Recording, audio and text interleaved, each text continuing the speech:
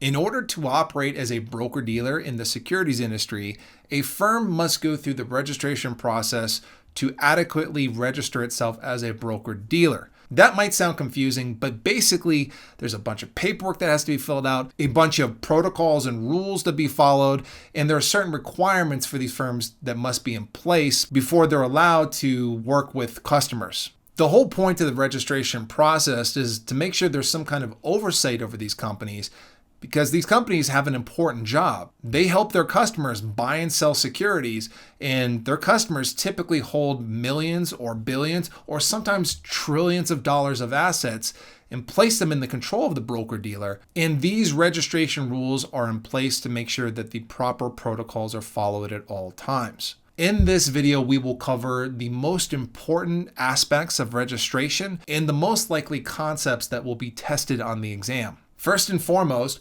broker-dealers must file Form BD, and that stands for broker-dealer, with the appropriate regulator in order to at least get the ball rolling on registration. As you've already learned in the Achievable materials, there are a number of different disclosures that must be made on Form BD, like what's the business history of the firm?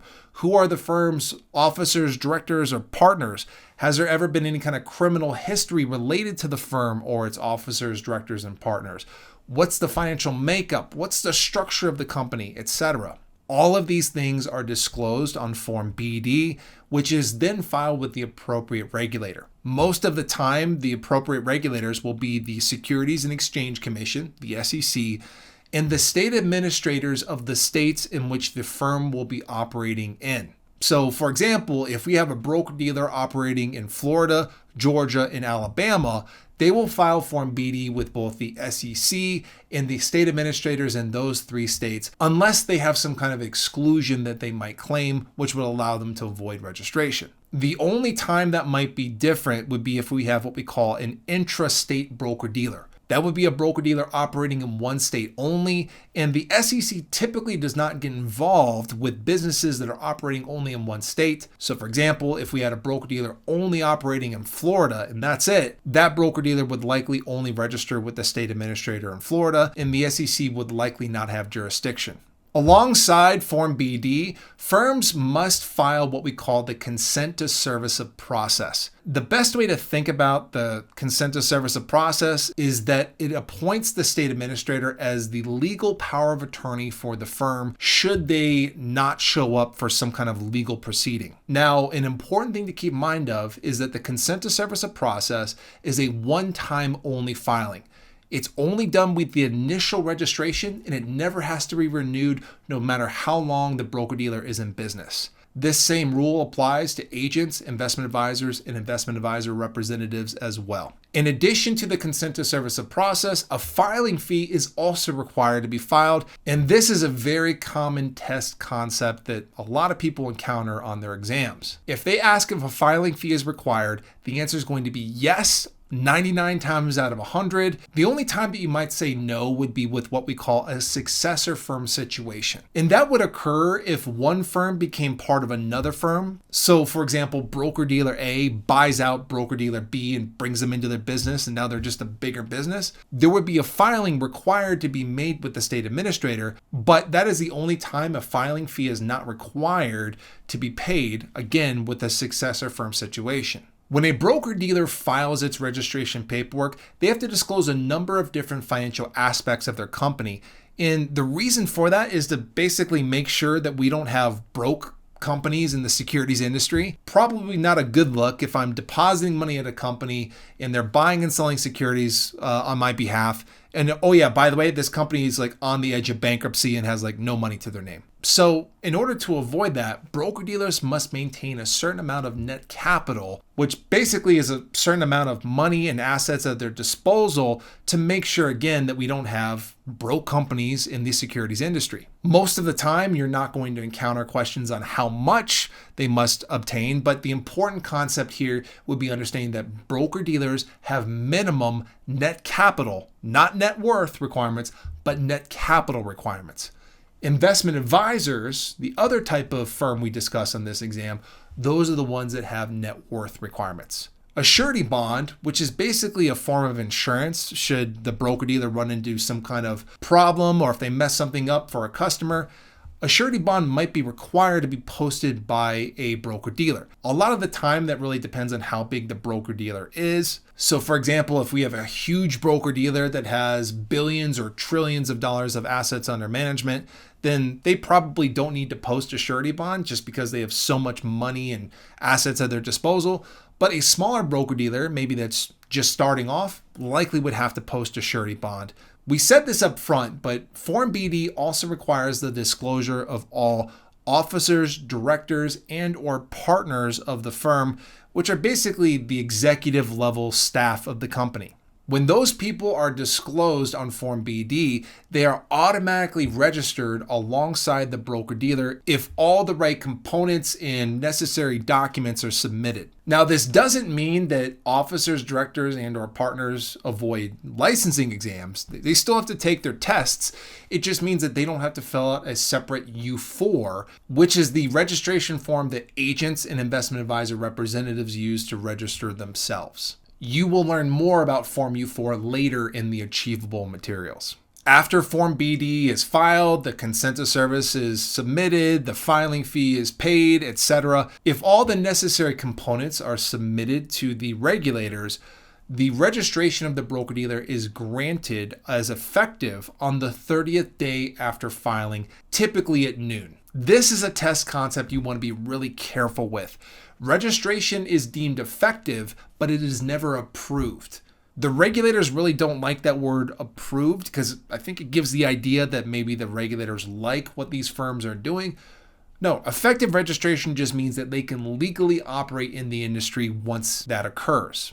Once effective registration is attained, it will last at least until the end of the calendar year. At that time, it will technically expire. If the broker-dealer plans on staying in business through the new year, it's really important that they re-register. They'll have to pay another filing fee when they re-register their firm. And it's important that they do that at some point in time in December, hopefully earlier in the month. If the firm gets to the point where they don't get the re-registration processed by the end of the calendar year, technically their license will lapse, which is not a good thing. Let's take a look at a practice question to see how we might be asked about the material we just learned. All right, here we go. A securities firm applies for broker-dealer registration in a state. What statement is true regarding the registration process? All right, go ahead and pause this video if you want to see if you can answer the question, and then we'll break it down together shortly.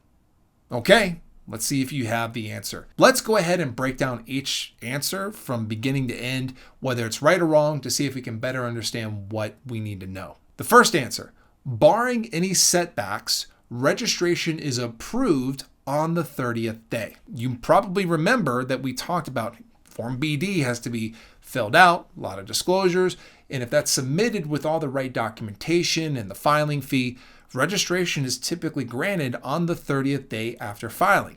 So that might seem like a good answer at first. Mentioned 30 days. Hey, seems like it matches. But there's one key word here that makes this an incorrect answer, and it is the word approved. Remember, registration is granted as effective, but it's never approved. The regulators never want to seem biased, and again, the word approved, it does come with some kind of element of, hey, this firm's doing a good job or this person's doing a good job. The regulators don't approve registration. They deem it effective, which means they can legally operate in the industry. And just because that one word in there, the A word, approved, that is an incorrect answer. That is false. Next, broker-dealers must meet minimum net worth requirements. If you remember, broker-dealers do have to have a certain amount of money and assets at their disposal to operate in the industry because, again, we don't want broke companies working with customers in our industry. That would be a bad look. But broker-dealers don't have net worth requirements. They have net capital requirements. Investment advisors are the professionals that have net worth requirements. So, again, it's just one word that throws this answer off. If we change worth to capital, then cool, we have the right answer. It's net capital requirements. But because it says net worth, it's that little simple thing that makes that an incorrect statement. All right, next. Officers, directors, and partners are included on Form BD. Okay, we talked about how broker-dealers have to include their executive team on their Form BD, and it's really important that's disclosed because we need to know who's running the company. There's really nothing there that we can argue against, right? They are included on Form BD, and in fact, they are registered alongside the broker-dealer, meaning they don't have to file their own separate registration form, Form U4, so that actually feels very much like the right answer. Now, although that is the third answer in front of us right now, it's really important that we keep going through the answers just to make sure that the last answer we can somehow say it's incorrect or false. That's always a good idea to do that. All right, last answer. When the firm operates in an agency capacity, it will charge markdowns and markups. We didn't discuss this in the beginning part of our video, but this goes back to the original legal definition of a broker-dealer that you learned about earlier in the Achievable materials. Remember, the term broker-dealer is kind of an oxymoron, meaning two contradictory terms put together as one term. Brokers connect buyers and sellers and earn commissions, and brokers act in agency capacities. So if that answer said a firm operating in an agency capacity earns commissions, that would be a true statement. Now onto the word dealer. Dealers buy securities into their inventories at marked down prices and then sell those securities to other investors at marked up prices, earning what we call the spread. When a broker-dealer acts in a dealer capacity, we also call that a principal capacity.